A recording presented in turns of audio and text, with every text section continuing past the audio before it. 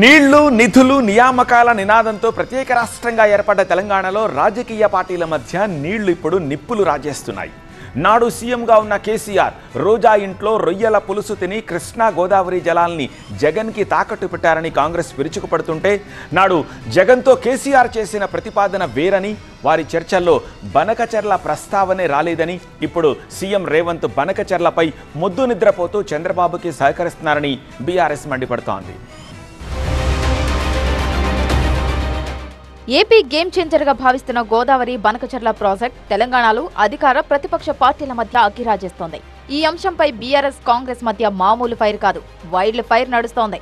బనకచెర్లను అడ్డుకోవడంలో కాంగ్రెస్ విఫలమైందని తరచూ బీఆర్ఎస్ విమర్శలకు దిగుతుంటే, బీఆర్ఎస్ బనకచెర్ల బంకను మాకు అంటిస్తోందంటూ కాంగ్రెస్ కౌంటర్లిస్తోంది. బనకచెర్ల ప్రాజెక్టును అడ్డుకోవడంలో కాంగ్రెస్ ప్రభుత్వం విఫలమైందని, ఈ అంశంపై సీఎం రేవంత్, మంత్రి ఉత్తమ్ సహా ఎవరొచ్చినా బహిరంగ చర్చకు నేను రెడీ అన్నారు మాజీ మంత్రి హరీష్ రావు. నేను బహిరంగ చర్చకు సిద్ధం. రేవంత్ రెడ్డి వస్తాడా, ఉత్తమ్ కుమార్ రెడ్డి వస్తాడా, ఎవరు వస్తారో కాంగ్రెస్ పార్టీ నుంచి రమ్మండి. TV9లోనే బహిరంగ చర్చకు సిద్ధం. బీఆర్ఎస్ హయాంలో బనకచెర్ల 2016లో చర్చే జరగలేదు, ఎలాంటి అనుమతులు ఇవ్వలేదు. బనకచెర్ల అనే పేరుకు రూపకల్పన జరిగిందే 2023-24 అప్పటి నుంచి జరిగింది. ఆ టైంలో ఎక్కడ కూడా చర్చ జరగలేదు. కమిటీల పేరు మీద తత్సారం చేసే ప్రయత్నం చేస్తూ ఉంది. నిజాయితీ ఉంటే మీరు వెంటనే అపెక్స్ కౌన్సిల్ డిమాండ్ చేయండి, సుప్రీంకోర్టుకు వెళ్ళండి. బహిరంగ చర్చ TV9లో డేట్ మీరే నిర్ణయించండి, టైం మీరే నిర్ణయించండి, నేను వస్తా. అన్ని ఆధారాలు నా దగ్గర ఉన్నాయి, మీ దగ్గర ఏమున్నాయో తీసుకొని రండి, మాట్లాడుకుందాం. హరీష్ సవాల్కి రైతు భరోసా విజయోత్సవ సభలో సీఎం రేవంత్ స్ట్రాంగ్ కౌంటర్ ఇచ్చారు. హరీష్ రావు కాదు, అసెంబ్లీకి ప్రతిపక్ష నాయకుడు కేసీఆర్ వస్తే గోదావరి జలాలను ఏపీకి తాకట్టు పెట్టిన ద్రోహులెవరో తేలుద్దామని సవాల్ విసిరారు. ఇవాళ నువ్వు చర్చకు సిద్ధంగా ఉన్నావా? గోదావరి జలాలను రాయలసీమకు తరలించకపోయినని రోజమ్మ పెట్టిన రాగి సంకటి రొయ్యల పులుసు తిని రాయలసీమను రతనాల సీమ చేస్తా అని చెప్పిన చవటవు నువ్వు కాదా అని నేను అడుగుతున్నా. వందలాది గోదావరి టీఎంసీల నీళ్లను రాయలసీమకు తరలించమని చెప్పింది నువ్వు కాదా? నీ వంది మాగదులతో మాట్లాడించడం కాదు, నీ శనీశ్వరుడైన అల్లుడితో మాట్లాడించడం కాదు. నేను సిద్ధంగా ఉన్నా. గోదావరి బంకంచెర్ల ప్రాజెక్టు మీద నువ్వు చర్చకు రా. స్పీకర్ గారికి ప్రధాన ప్రతిపక్ష నాయకుడిగా లేఖ రాయి. శాసనసభ సమావేశాలు పెడతాం, ఎదురెదురుగా నిలబడతాం, మాట్లాడదాం. ఎవరు నిజాలు, ఎవరు జీవోలు ఇచ్చారు, ఎవరు తెలంగాణను దెబ్బతీసినరో, ఎవరు నువ్వు తెలంగాణను దోక చేసినరో, ఎవరు కాళేశ్వరం కడితే కూలేశ్వరమైందో చర్చ చేయడానికి నువ్వు సిద్ధంగా ఉన్నవా? మా ప్రజా ప్రభుత్వం చర్చలకు సిద్ధంగా ఉంది. ఆధారాలన్నీ నేను తీసుకొని వస్తా. తెలంగాణ ద్రోహులెవరో, గోదావరి జలాల దొంగలెవరో శాసనసభలోనే తేలుస్తాం. నీకు నీ అల్లునికి చిత్తశుద్ధి ఉంటే చర్చకు తీసుకొని రా, అప్పుడు మాట్లాడదాం తప్ప అబద్ధాల ప్రచారంతో ప్రజల్ని మభ్యపెడతామంటే ఈడెవడు ఊరుకునేవాడు లేడు. అప్పుడంటే పెద్ద మనిషి జానారెడ్డి గారు నీతోనే ఎందుకులే అనుకున్నాడు. ఇప్పుడు అట్లాంటి పరిస్థితి ఏం లేదు. రా, వస్తే చెప్తా శాసనసభలో నీ సంగతి. సీఎం రేవంత్ బనకచెర్ల ప్రాజెక్టుపై 2 మాటలు మాట్లాడుతున్నారని, జగన్ కేసీఆర్ చర్చల్లో బనకచెర్ల ప్రతిపాదనే రాలేదని హరీష్ రావు స్పష్టం చేశారు. రేవంత్ రెడ్డి పూటకో మాట మాట్లాడతాడు. 2016లోనే జరిగిందని. 2016లో ఉన్నది చంద్రబాబు ప్రభుత్వం. ఇప్పుడు జగన్మోహన్ రెడ్డి వచ్చింది 2019లో. ఆ 2019లో జగన్ ప్రభుత్వంలో జరిగింది అంటారు. జగన్ ప్రభుత్వం ఉన్నప్పుడు కేసీఆర్ గారు చెప్పింది నిజం. ఏం చెప్పారు? నదీ మార్గంగా నీళ్లు తెచ్చుకొని ఉభయ రాష్ట్రాలకు ఉపయోగపడే విధంగా సముద్రంలో కలుస్తున్న గోదావరి జలాలు వాడుకుందామన్నారు. అంటే కృష్ణా బ్యారేజ్ నుంచి మనము కృష్ణా నది ద్వారా రివర్స్ పంపింగ్ ద్వారా నాగార్జున సాగర్కు నీళ్లు తెద్దాం, నాగార్జున సాగర్ నుంచి శ్రీశైలంకు పంపు చేసుకుందామన్నారు. సాగర్కు నీళ్లు వస్తే ఎడమకాలువ కింద మనకు 5-6 లక్షల ఎకరాలు ఉంది, హైదరాబాద్ మంచి నీళ్లు ఉన్నాయి. శ్రీశైలంకు నీళ్లు వస్తే పాలమూరు ఎత్తిపోతల పథకం ఉంది, దిండి ఎత్తిపోతల పథకం ఉంది, కల్వకుర్తి ఎత్తిపోతల పథకం ఉంది. మన వాటా మనకొస్తుంది, ఆంధ్రప్రదేశ్ కూడా మేలు జరుగుతుంది.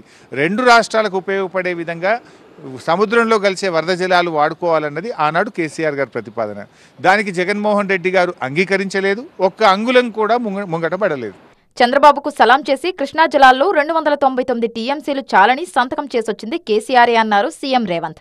చంద్రబాబుతో ఉండాలనుకుంటే టీడీపీలోనే ఉండేవాణ్ణని, వద్దనుకునే తెలంగాణ ఇచ్చిన కాంగ్రెస్లో చేరి ప్రజాప్రభుత్వం తీసుకువచ్చానన్నారు రేవంత్. ఇన్ని దుర్మార్గాలు చేసి, ఇంత దోపిడీకి పాల్పడి, 1,00,000 కోట్లు కొల్లగొట్టి, 1,000 ఎకరాల భూములను ఆక్రమించి ఇవాళ గోదావరి బంకంచర్ల రేవంత్ రెడ్డి వచ్చి మొదలుపెట్టి చంద్రబాబు నాయుడుకు నీళ్ళు ఇస్తున్నాడని దుర్మార్గమైన మాటలు మాట్లాడుతున్నాడు. చంద్రబాబు నాయుడుతోనే ఉండాలంటే, చంద్రబాబు నాయుడుతోనే అంటగాగాలంటే అక్కడనే ఉండేటోని కదా. ఈ రాజీవ్ గాంధీ ఆశీర్వాదం తీసుకొని ఇక్కడెందుకు ఉండేటోని చంద్రశేఖర్ రావు ఈ తెలంగాణలో ప్రజా ప్రభుత్వాన్ని తేవాలి అని చంద్రబాబు నాయుడును కాదనుకొని ఇవాళ కాంగ్రెస్ పార్టీలో చేరి ప్రజా ప్రభుత్వం రావడానికి మీ అందరితో కలిసి కదం కదం కలిపిన మిత్రులారా. చంద్రబాబు తెలంగాణకు అన్యాయం చేస్తుంటే రేవంత్ సహకరిస్తున్నారని, కాంగ్రెస్ ప్రభుత్వం బనకచర్లను అడ్డుకోకపోతే రైతుల తరపున సుప్రీంకోర్టులో పోరాడతామన్నారు హరీష్ రావు. ఇప్పుడు చంద్రబాబు నాయుడు గారు ఏం చేస్తున్నారు?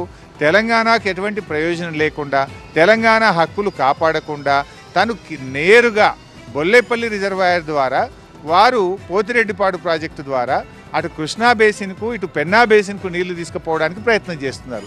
దాంట్లో తెలంగాణ నీటి హక్కులు దెబ్బతింటాయి. తెలంగాణకు ఒక్క ఎకరానికి కానీ ఒక్క చుక్క కూడా నీరు వచ్చే అవకాశం లేదు. అందువల్ల బీఆర్ఎస్ పార్టీ అసలు కాంగ్రెస్ను తట్టి లేపిందే బీఆర్ఎస్. వీళ్ళు మొదలు నిద్రపోయింది కదా.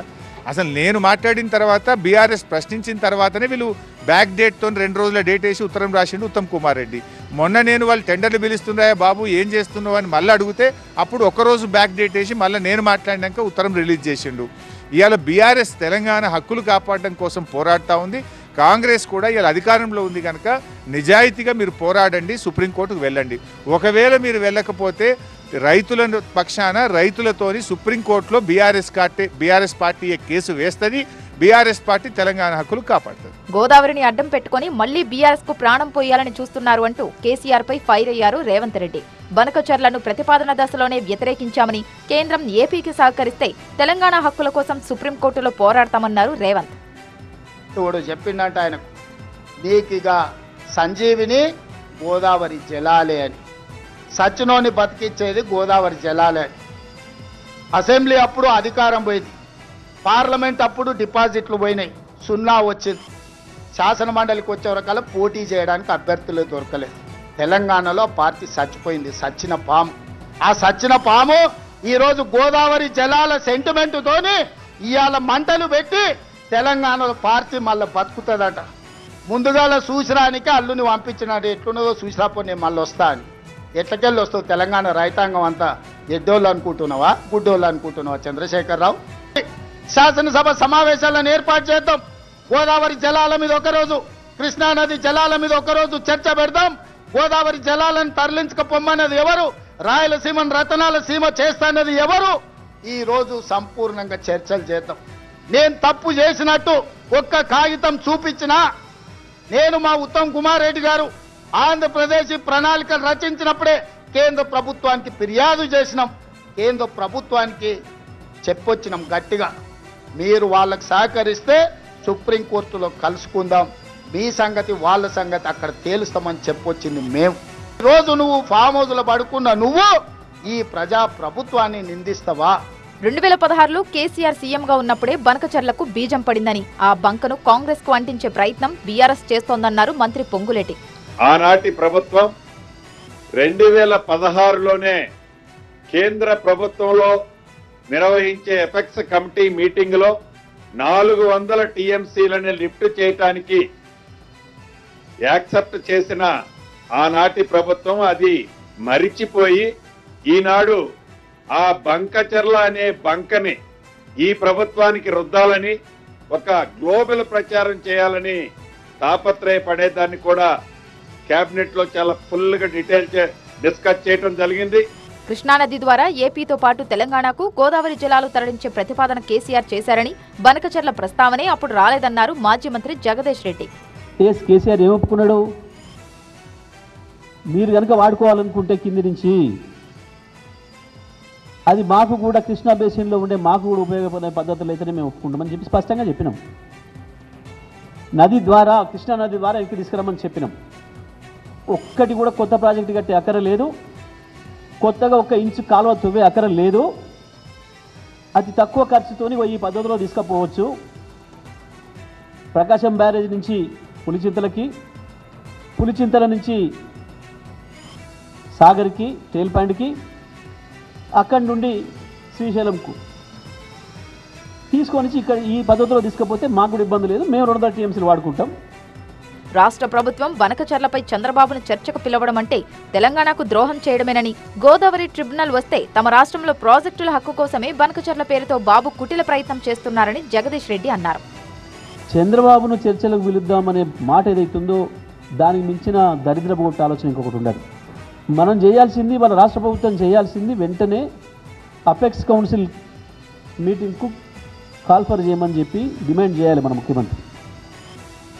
చంద్రబాబుతో చర్చలు చేస్తాం, ఇంకోటితో చర్చలు చేసడం అనేది అది ప్రజలకు ద్రోహం చేయడం అవుతుంది, తెలంగాణ ప్రయోజనాలకి నష్టం కలిగించడం అవుతుంది తప్ప ఇంకోటి కాదు. ఒక పథకం ప్రకారమే తొందరలోనే గోదావరి ట్రిబ్యునల్ వచ్చే అవకాశం ఉంది.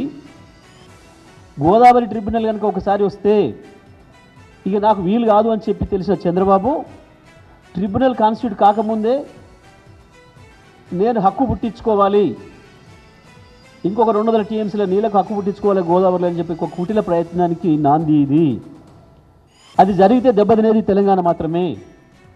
బనకచర్లపై ఏపీ ప్రభుత్వంతో చర్చలను బీఆర్ఎస్ తీవ్రంగా వ్యతిరేకిస్తున్న నేపథ్యంలో ఏపీ కేబినెట్ ట్విస్ట్ ఇచ్చింది. తెలంగాణతో చర్చలు జరిపిన తర్వాతే ఇరు రాష్ట్రాలకు నష్టం జరగకుండా ఈ ప్రాజెక్టుపై ముందుకు వెళ్లాలని సీఎం చంద్రబాబు కేబినెట్ అభిప్రాయానికి వచ్చాయని ఏపీ మంత్రి పార్థసారథి తెలిపారు. 2 రాష్ట్రాలకి నష్టం జరగకోకుండా వృధాగా ఏదైతే సముద్రంలోకి 3000 టీఎంసీల నీరు గత కొన్ని దశాబ్దాల నుంచి ఏదైతే వెళ్ళిపోతుందో, వృధాగా పోతున్న నీటిని 2 రాష్ట్రాలు కూడా వినియోగించుకొని లాభం పొందే అవకాశాలున్నాయి రైతు సంక్షేమం కోసం. కాబట్టి దీన్ని తప్పకుండా చర్చించి ఎవరికి ఇబ్బంది లేకోకుండా, ఎటువంటి కాంట్రవర్సీకి అవకాశం లేకోకుండా 2 రాష్ట్రాల సంక్షేమాన్ని దృష్టిలో పెట్టుకుని దీని మీద నిర్ణయం తీసుకోవాలని చెప్పేసి ముఖ్యమంత్రి గారి ఆలోచనగా ఉంది. గోదావరి జలాల్లో ఒక్క చుక్క నీరు కూడా తెలంగాణ ప్రభుత్వం వదులుకోదని సుప్రీంకోర్టులో పోరాడే అంశంపై కేబినెట్లో చర్చించామని మంత్రి పొంగులేటి ప్రకటించారు. బంకచర్ల విషయంలో గోదావరి నీటికి సంబంధించిన దాంట్లో తెలంగాణ రాష్ట్రానికి రావాల్సిన గోదావరి నీటి ఓటాలో ఒక్క చుక్కని కూడా ఫోర్గో కావద్దని ఎంత దూరమైన ప్రయాణం చేసి, ఎంత పోరాటమైన శక్తినంతా కూడగట్టుకొని ఈ ప్రభుత్వం తెలంగాణ ఓటాని తెలంగాణకి తెచ్చే దాంట్లో కృత నిశ్చయంతో పట్టుదలగా పనిచేయాలని కూడా కేబినెట్ లో ఈరోజు తీర్మానం చేయడం జరిగింది. కాంగ్రెస్ బీఆర్ఎస్ మధ్య బనకచర్ల భగభగలు అలా ఉంటే కాళేశ్వరంపై కూడా బీఆర్ఎస్ టార్గెట్ గా కాంగ్రెస్ విమర్శల దాడి కొనసాగిస్తోంది. కాళేశ్వరంకి కేబినెట్ అనుమతులున్నాయని ఒకరు, లేవని ఒకరు మాట్లాడుతున్నారని, కాళేశ్వరం కమిషన్ కి మినిట్స్ తో సహా కేబినెట్ భేటీల వివరాలు పంపుతామన్నారు మంత్రి పొంగులేటి. ఏదైతే ఆనాడు కేబినెట్ లో జరిగిన డిస్కషన్ దీనికి అప్రూవల్ ఉందని లేదని ఉందని వారి వాయిసే వారు వినిపించుకున్నారు ఇప్పటి వరకు. అది గౌరవ మాజీ ముఖ్యమంత్రి గారు కానీ, ఆనాటి నీటిపారుదల శాఖ మంత్రి గారు కానీ, అదే రకంగా ఆనాడు కేబినెట్ సబ్ కమిటీకి సంబంధించిన దాంట్లో మెంబర్ గా ఉన్న ఈటెల రాజేంద్ర గారు కానీ, అదే రకంగా తుమ్మల నాగేశ్వరరావు గారు రిటర్న్ గా కూడా రిప్లై పంపించడం జరిగింది. వీటితో పాటు కేబినెట్ కి సంబంధించిన అంశాలు ఏవైతే ఉన్నాయో అవి అసలు ఇది ఎలా స్టార్ట్ అయింది, ఎక్కడ కట్టాల్సిన ప్రాజెక్టు ఎక్కడ కట్టారు, పూర్తి ఆధారాలతో వారి కేబినెట్ సబ్ కమిటీ ఇచ్చిన రిపోర్టు కేబినెట్ లో అప్రూవ్ అయిన తర్వాత ఆ కేబినెట్ అప్రూవ్ అయిన అంశాలని ఆనాటి పనుల్లో వారు ఇంప్లిమెంటేషన్ చేశారా లేదా అన్నది కూడా రేపు కాళేశ్వరం కమిషన్ ముందు పూర్తి వివరాలతో రాష్ట్ర ప్రభుత్వ పక్షాన పూర్తి వివరాలతో రిటర్న్ గా ఇవ్వాలని కేబినెట్ నిర్ణయం చేసిన దాంట్లో అదొక అంశం ఉంది. కేసీఆర్ ప్రాజెక్టుల పేర్లు మార్చి 1,00,000 కోట్లు కొల్లగొట్టారని, ప్రాజెక్టులు కొట్టుకుపోవడానికి కారణమైన కేసీఆర్ ని ఉరితీసిన తప్పులేదని రైతాంగం అంటోందన్నారు రేవంత్. చంద్రశేఖరరావు గారు ఇయాలను కుట్రలు కుతంత్రాలతోని ఆనాడు కృష్ణా నది మీద కాంగ్రెస్ పార్టీ ఉమ్మడి రాష్ట్రంలో ప్రారంభించిన ప్రాజెక్టులు 10 ఏళ్లలో ఏ ఒక్కటి పూర్తి చేయలే. పాలమూరు రంగారెడ్డి ఎత్తిపోతల ఎడారిగా మారింది, కల్వకుర్తి ఆగిపోయింది, భీమా నెట్టంపాడు కోయిల్ సాగర్ ఎస్ఎల్బిసి సీతారామ, అదే విధంగా దేవాదుల సమ్మక్క సారలమ్మ ప్రాణహిత చేవెళ్ళ ఏ ప్రాజెక్టులు చూసినా ఎక్కడి అక్కడనే పడ్డాయి. ప్రాణహిత చేవెళ్ళ పేరు మార్చి ఊరు మార్చి పేరు మార్చి అంచనాలు పెంచి 1,00,000 కోట్లు కొల్లగొట్టిన కాళేశ్వరం నువ్వు కట్టిన 3 ఏళ్లకే కూలేశ్వరం అయింది. 1,00,000 కోట్లు గంగలో కొట్టుకపోయిన ఇవాళ గోదావరిలో కొట్టుకపోవడానికి కారణం నువ్వు కాదా? నీ అవినీతి కాదా? నీ కుటుంబం 1,000 కోట్ల రూపాయల దోపిడీకి పాల్పడి నాణ్యత లోపం వల్ల ప్రణాళిక లోపం వల్ల మేడిగడ్డ అన్నారం సుందిళ్ళ కూలిపోయిన మాట వాస్తవం కాదా? ఈ ప్రాజెక్టులు కూలిపోయినందుకు నిన్ను ఆ చిన్న కాళేశ్వరంలోనే ఉరి తీసినా తప్పు లేదని అక్కడి రైతాంగం అంటున్న మాట నిజం కాదా? మొత్తానికి అటు బనకచెర్ల ఇటు కాళేశ్వరం కేంద్రంగా బీఆర్ఎస్ కాంగ్రెస్ మధ్య డైలాగ్ వార్తో తెలంగాణ రాజకీయం హీటెక్కింది.